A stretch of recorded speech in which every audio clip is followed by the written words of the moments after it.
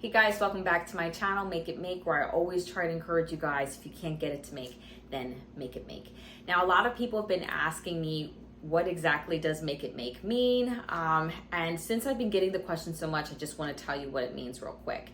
I have it in the About section in my channel. I have a description on why I named it Make It Make, but just to tell you real quick, it's just being resourceful with what you have in your house and just making things work with what you have. And I've I have lived by that my entire life. I just all right, make it work, make it make. Now, a lot of people have also been asking me, do I have a recipe on how to water bath dried beans? And I got the question so much that I was like, well, I normally pressure can my dried beans, which, by the way, if you want that video on how to how to process dried beans through a pressure canner, I'll make sure the iCard is either here or there, so that way you can refer to that video. But for water bath, I was like, well, I need to talk to a couple people, do some research myself, and I did find a recipe that I myself feel comfortable with, which leads me to the disclaimer that water bathing dried beans through that method is not a USDA approved recipe. It is not something that the National Center of Home Food Preservation will approve, okay? So that is the disclaimer. If you decide to do this, it's entirely at your own risk. But I did some research again, talked to some people, and that's what we're going to do today. But let me show you real quick. These beans these are black beans here. Oh gosh, I don't really know if you can really see them in here. And these are garbanzo beans, okay? And then I have small red kidney beans. These were all processed through the pressure canner, okay?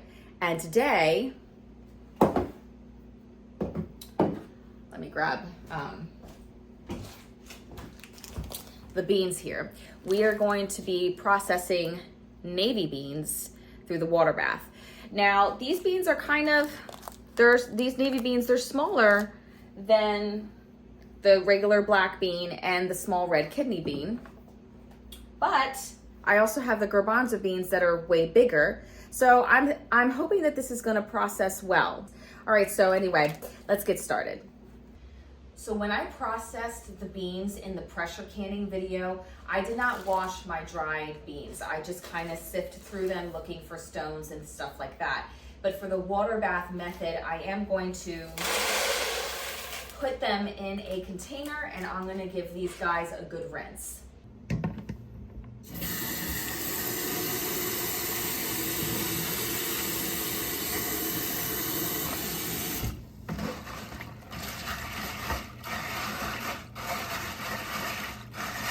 So I rinsed the white navy beans, and I don't know if you guys can see this, but just from rinsing them, not even soaking them, I could see the shell of the bean is already starting to detach from the meat of the bean. I don't like that. That happened with me when I did my pigeon peas, the gandules, and they were still fine to cook with, but honestly, they looked really mushy. They seemed more like a refried bean when I processed them. So I'm gonna do the water bath like this with the navy beans that have been rinsed, but I could always use other beans, and I'm not gonna rinse these beans. I'm gonna do some small red kidney beans, and might as well do some chickpeas as well. So, chickpeas as well. So let's see how they come out through the water bath. As far as the integrity of the bean. That's what I'm looking for. I'm fine with this method. It's going to be a 3-hour water bath, but as far as the integrity of the bean, with it being rinsed before or not, I'm interested to see what that's going to look like. And I'm going to be doing, again, the exact same thing I did with the other video, is just putting a half a cup of beans in a pint jar. A half a cup of beans in a pint jar.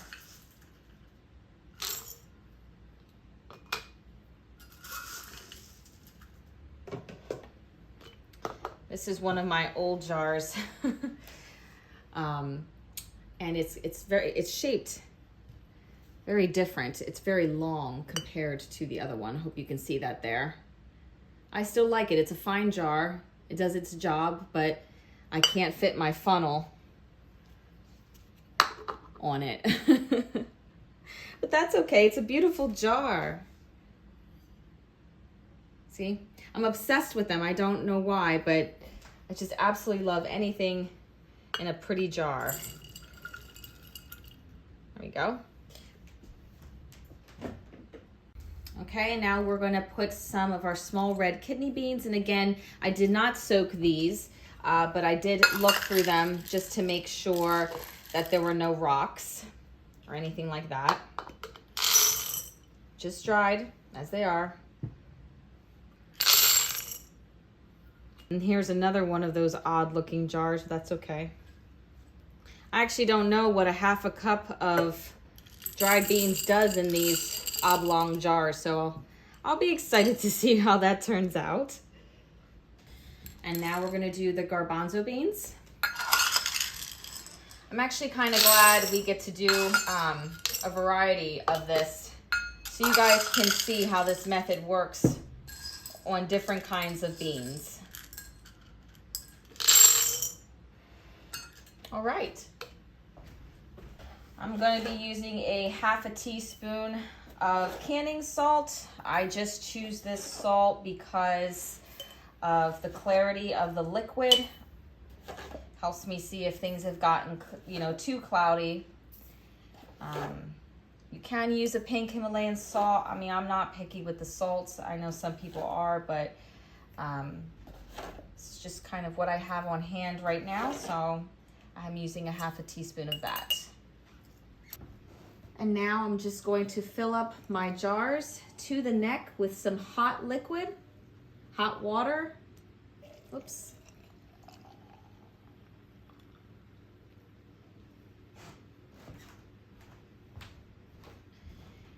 I was reading somewhere where somebody said that when they do their beans, they like to put chicken broth in their beans instead of water. I thought that was interesting. If you guys have ever done that, please let me know and how that turns out. And I'm going to give these guys a little bit of a stir. And as we are speaking, I do have my canner outside getting to temperature and getting ready for the beans.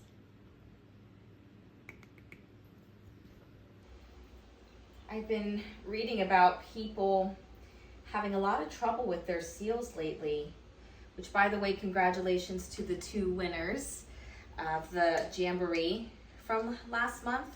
And again, I'm giving these guys a quick stir. That won the ForJars canning lids. And it really surprised me, the name brands that people were calling out on, the lids not sealing. Well, I should say it surprised me to an extent because I've had some fails with that too. But I've been using the ForJars lids for quite some time now, and I'm very pleased with them. I always talk about them. You guys know how much I love their product. And I do have a discount code. It's MAKEIT10, all caps.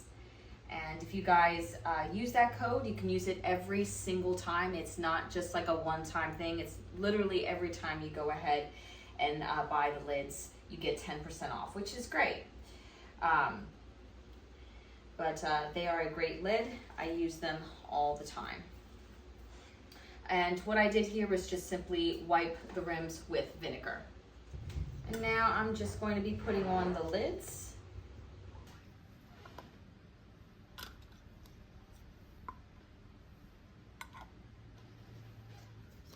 And then just putting on the the rings, fingertip tight. Oh, it's hot. Fingertip tight.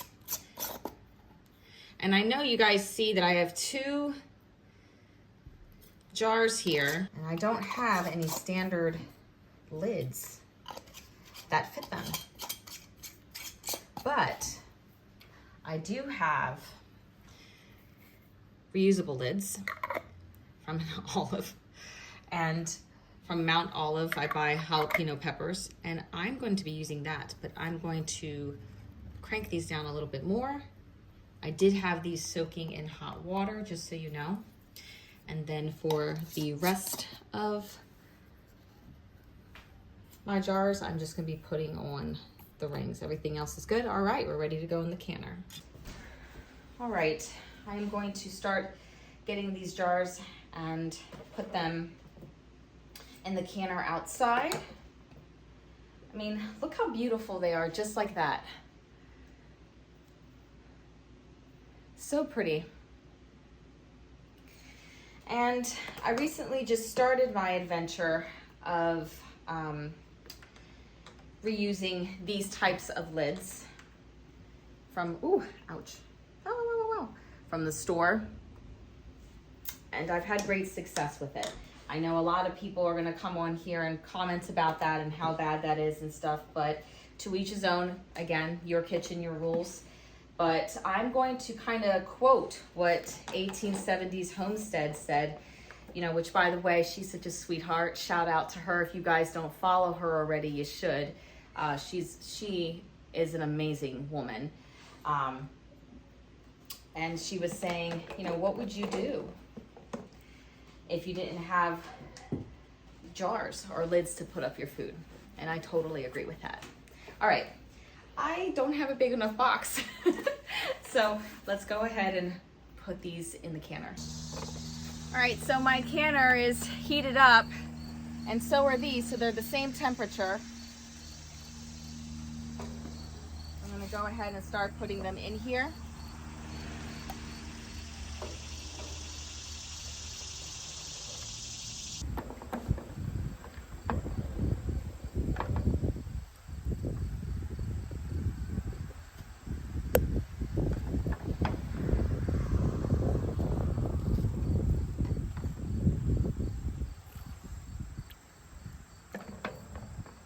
Now you can see that the water level in this canner is pretty high, and that's because it's going to be a 3-hour water bath. And if you start to see the water, you know, sort of evaporate off, what I do is I just keep a pot either here on the other side as I start to see it lower, and warm up some water just to keep it above the jars. Or if you're somebody that does the neckline canning, then just keep it at that line of the jars, okay? But you definitely want to start your time at a rolling boil, not a simmer, not a chatter, a rolling boil. And I keep the beans, I'm going to keep the beans at a constant rolling boil for 3 hours. Whew. We are at half our timing. We only have about an hour and a half left of processing. And I can already see that the water is just hovering over the jars, and that lets me know, hey, I need to go ahead and put some water in the kettle, bring it up to temperature, and pour it on top of the jars, because, you know, my water's getting low. So I'm going to go ahead and just add my water.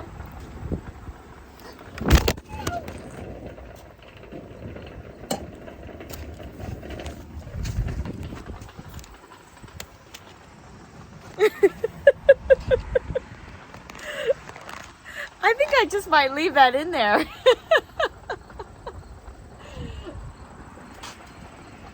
I'm gonna add my water.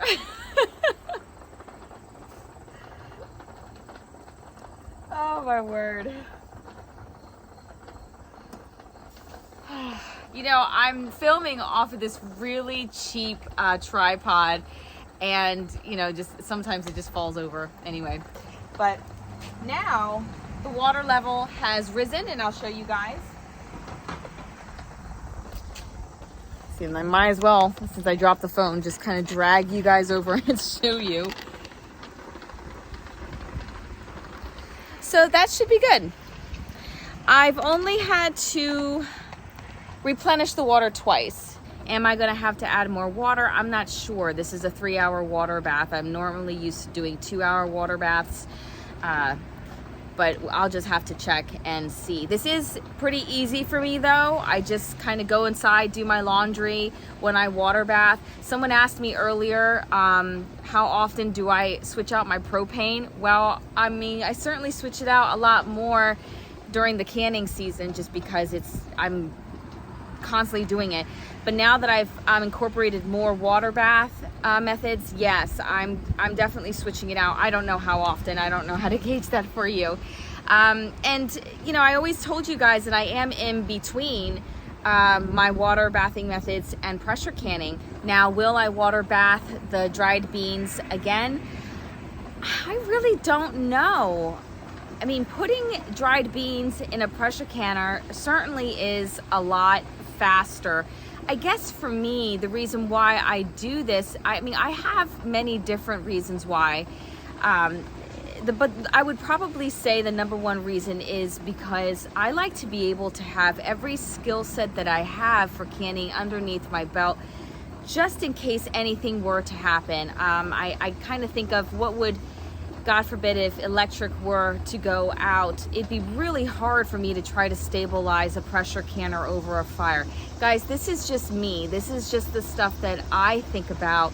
And if I could learn older traditional methods that I feel, sorry about the truck, is safe for my family, then I'm gonna go ahead and learn those methods. It's just, to have those types of knowledge, I mean, to have that type of knowledge is, I mean, it's always a good thing to have in your back pocket. Now, some things I will always continue to water bath. Like, I probably will never pressure can potatoes by itself again. I love my water bath potatoes, and I have other things that are coming up. But anyway, that's just that. I'm going to check on these guys, I don't know, an hour and a half, I think I said it was. My timer's on the phone. And we'll just come and we'll see what they look like. More water again. I believe this is the third time, and I'm not even doing quarts, I'm doing pints. So I can imagine if I were doing quarts, I'd probably have to fill this up a lot more.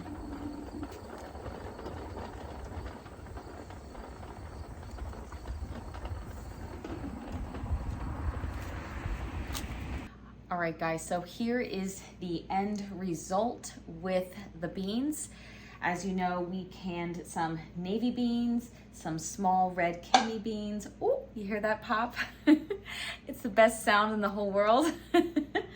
And some garbanzo beans. Now let me show you what some of them look like in comparison in the methods. So, this is water bathed small red kidney beans. And this one, yeah, water bathed. This one's pressure canned. Water bath, pressure canned.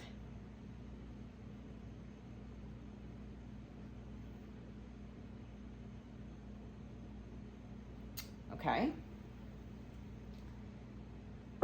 And then as far as the garbanzo beans, these are, hold on. Be like not crooked. These are the water bath garbanzo beans, pressure canned garbanzo beans, water bath, pressure can.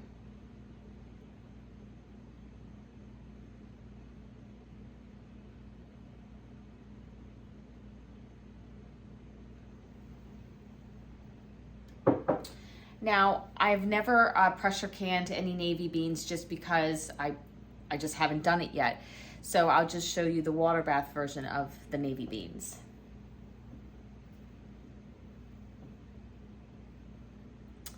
Here are the white navy beans. And actually, the integrity of the bean shape was not bad. So if you wanted to rinse them, it's fine. They look intact. Some of them have split, but it's really not bad at all. It's not mush. I think that they would be fine still in soups and stews.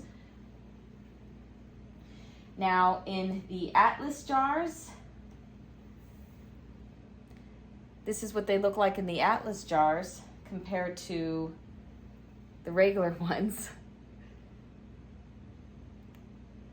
Are Atlas, are they still the ball jars?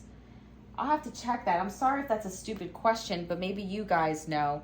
I just know it's an old mason jar. And then I think that was it as far, oh yeah, then the red kidney beans in the Atlas mason.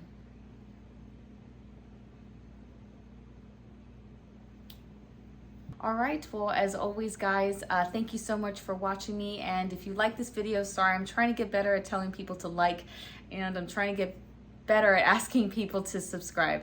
So if you want to, definitely subscribe. But as always, guys, the most important thing is stay safe, your kitchen, your rules, and as always, take care and God bless.